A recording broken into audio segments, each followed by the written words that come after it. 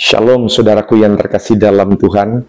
Hari ini kita akan membahas topik yang sangat penting, namun seringkali diabaikan, perselingkuhan dalam rumah tangga. Mengapa tema ini penting?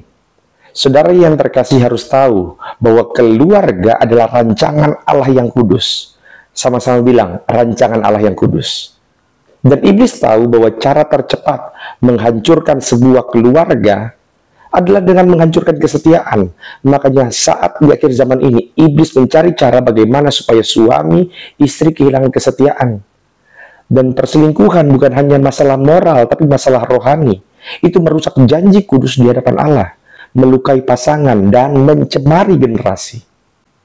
Maka hari ini yang menjadi tema renungan kita adalah menjaga kekudusan dalam rumah tangga, mengalahkan perselingkuhan.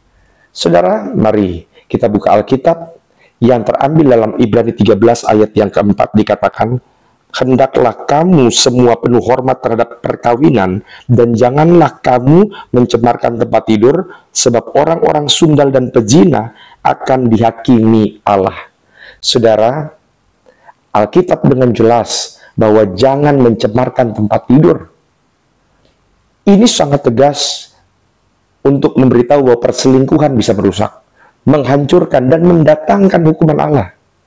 Maka jangan kaget ada banyak bisnis yang bagus, ekonomi bagus, tetapi ketika salah satu melakukan ini, hancur semua.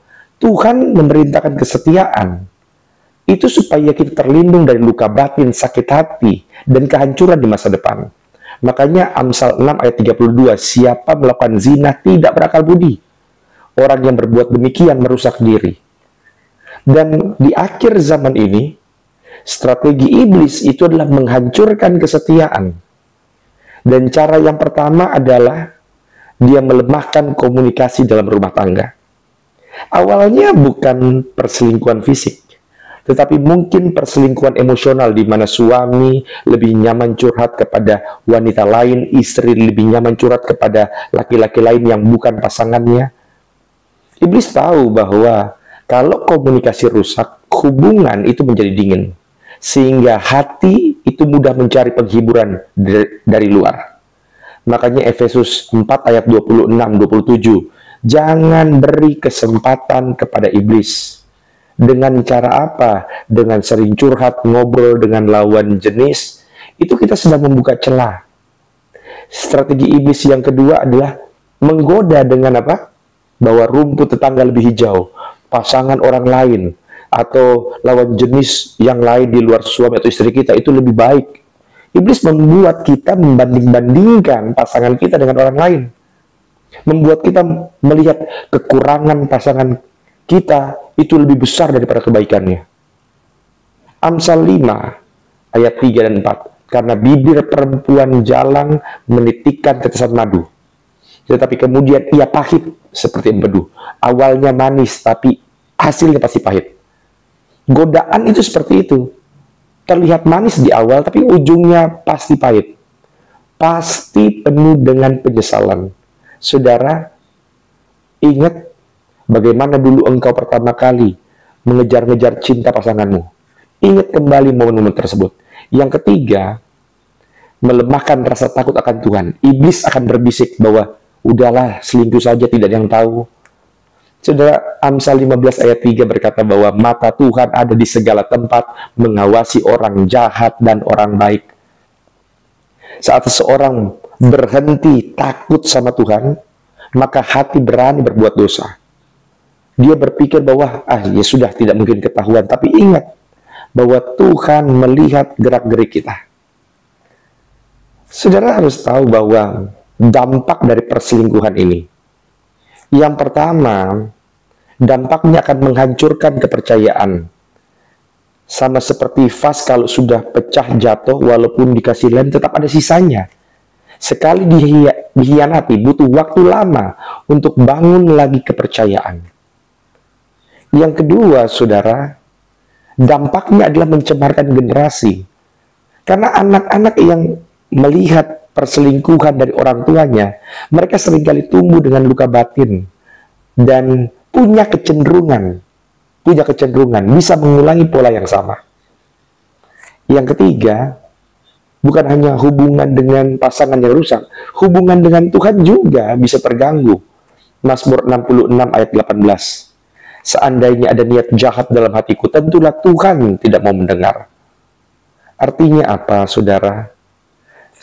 Selalu ada dampak yang sangat buruk ketika rumah tanggamu pecah. Selalu ada konsekuensi yang tidak menyenangkan ketika rumah tanggamu tidak lagi hidup rukun dan damai. Lalu bagaimana kita bisa mengalahkan godaan tersebut sesuai dengan Alkitab? Yang pertama, bangun komunikasi dan kedekatan emosional dengan pasangan. Efesus 5 ayat 33. Suami hendaklah mengasihi istrinya, dan istri hendaklah menghormati suaminya. Saudara harus punya jadwal, waktu khusus. Setiap minggu mungkin ngobrol, bicara dari hati ke hati. Sampaikan tanpa ada perdebatan. Jangan biarkan luka kecil menumpuk. Harus cepat-cepat berdamai. Suami istri, saya teringat kata gembala sidang saya, suami istri harus saling mengasihi, saling mengampuni. Jauh lebih baik kita memuji pasangan kita daripada mengkritik. Ya, boleh tentu saja kita kasih masukan, tapi jangan lupa berikan pujian. Yang kedua, saudara, hidup dalam terang. Jangan sembunyikan apapun. Efesus 5 ayat 11. Janganlah turut mengambil bagian dalam perbuatan-perbuatan kegelapan, tetapi sebaliknya, telanjangilah perbuatan-perbuatan itu. Jangan ada rahasia.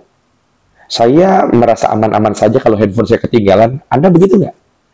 Saya nggak perlu ada rahasia password HP, chat, atau media sosial. Tentu saja saya percaya istri saya tidak akan mengecek begitu. Tetapi, saudara, Anda harus percaya. Berikan kepercayaan kepada pasangan Anda. Dan yang ketiga, isi hati dengan firman. Takut akan Tuhan. Mazmur 119 ayat 11. Dalam hatiku aku menyimpan janjimu, supaya aku jangan berdosa terhadap Engkau.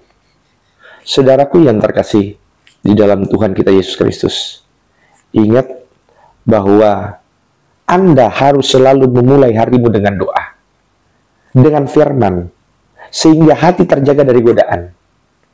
Ingat selalu janji pernikahan yang engkau ucapkan di altar di hadapan Tuhan. Ingat janji itu. Dan saya percaya kalau suami istri tunduk di hadapan Tuhan, maka karya Tuhan bekerja. Yang keempat, ini dia. Jauhi situasi yang bisa jadi celah. Jauh itu. 2 Timotius 2 ayat 22, jauhilah nafsu orang muda. Maksudnya begini, jangan terlalu dekat secara pribadi dengan lawan jenis yang bukan pasangan. Anda bilang, tapi kan cuma teman, cuma ngobrol biasa. Anda sedang buka celah. Jangan biarkan chatting pribadi menjadi terlalu intens, terlalu intim. Ya. Jangan berkata, tenang, saya kuat kok, saya orang beriman.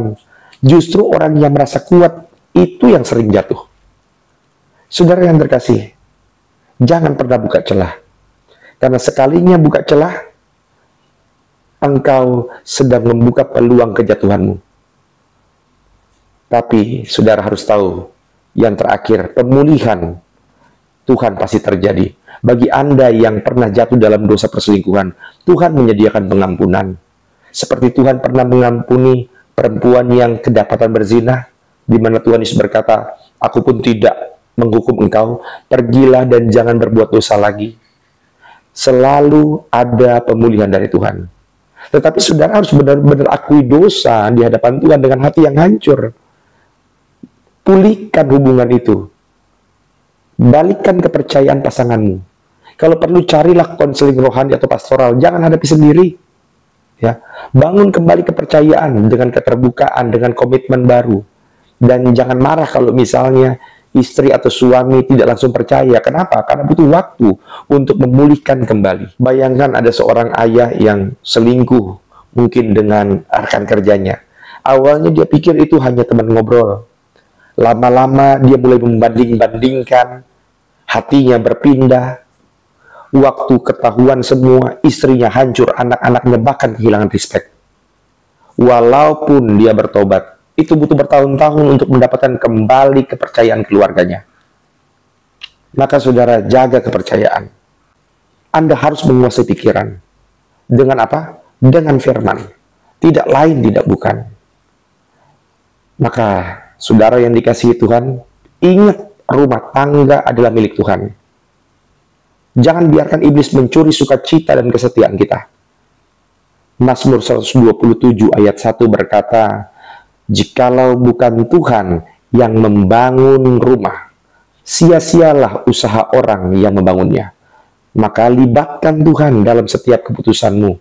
Ajak Tuhan selalu ada dalam hari-harimu, di awal hari khususnya. Mari saudara, saya ajak kita untuk berkomitmen. Jaga hati tetap murni. Setia pada pasangan, bukan hanya secara fisik, tetapi juga secara pikiran, secara emosi. Menjadikan Tuhan pusat rumah tangga kita. Saudara yang terkasih, saya percaya bahwa rumah tangga yang hidup rukun dan damai berkat Tuhan pasti tercurah. Ingat, kesetiaan adalah ibadah.